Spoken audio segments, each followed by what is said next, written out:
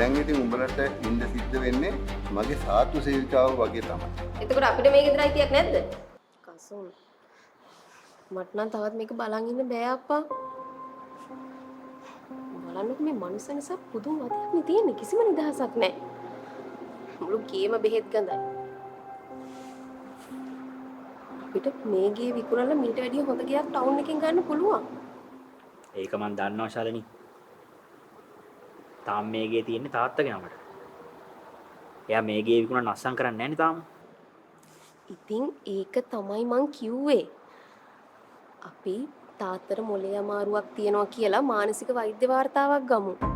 ඊට පස්සේ ඔයාට ගාඩියන් විදියට අත්සන් කරන්න පුළුවන්. මං අර මේ වැඩිහිටි නිවාස කට්ටියට ලබනසම් දෙන්න කිව්වා.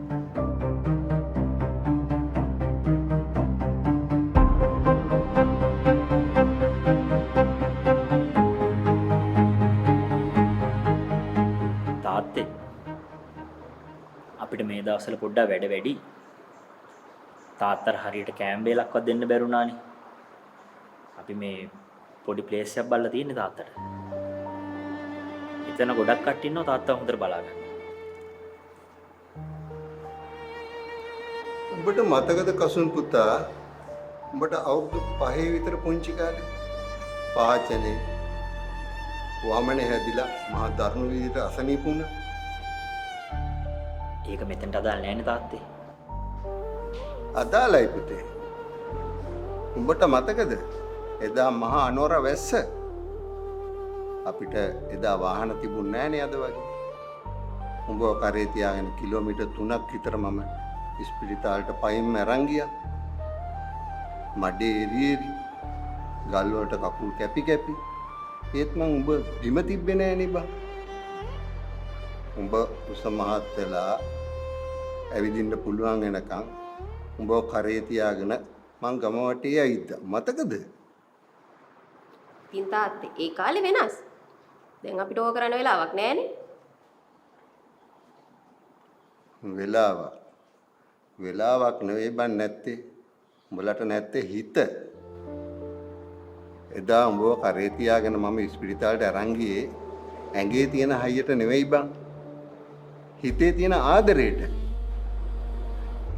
එදා රෑ ඉස්පිරිතාලට යද්දී මගේ කකුල් පණ නැති උනේ නෑ. හැබැයි උඹලා කියන වචන වලට අද මගේ පපුව පණ නැති වෙනවා. මම එදා ඉඳලා උඹේ ඔය අතපය හතර උසමහත් කරේ මේ ගෙයින් මාව එළියට දායි කියලා හිතාගෙන නෙවෙයි බං. මම කිව්වේ තාත්තගේ හොඳට. මගේ හොඳට නෙවෙයි බං. උඹලගේ හොඳට. මම මේක මගේ මුණුබුරාගේ නමට ලියලා ඉවරයි. උඹට මතකද පුතා? ගිය සතියේ උඹේ පුතා මගේ ඔඩොක්කුවේ ඉඳගෙන කිව්වා ලොකු වුණාම සීයව කරේ තියාගෙන ඇවිදිනවා කියලා. අහිංසක දරුවට තේරෙන දේ උඹලට තේරෙන්නේ නැහැ නේ බං.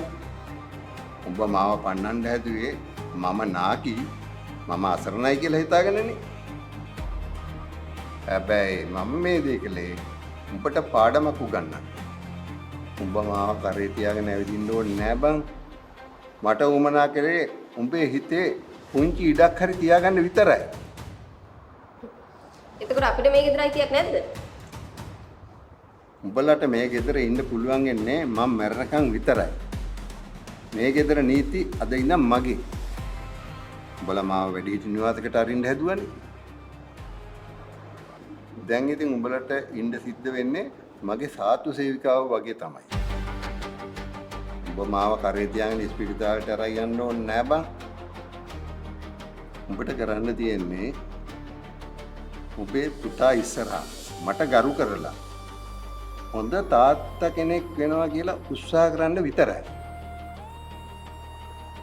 නැත්තම් කවදා හරි උඹේ පුතා උඹට කරන්නේ උඹ මට අද කරපු දෙයමයි. ඔය වපුරන දෙයම තමයි කවදා හරි අස්වනු කියලා ගෙට ගන්නේ.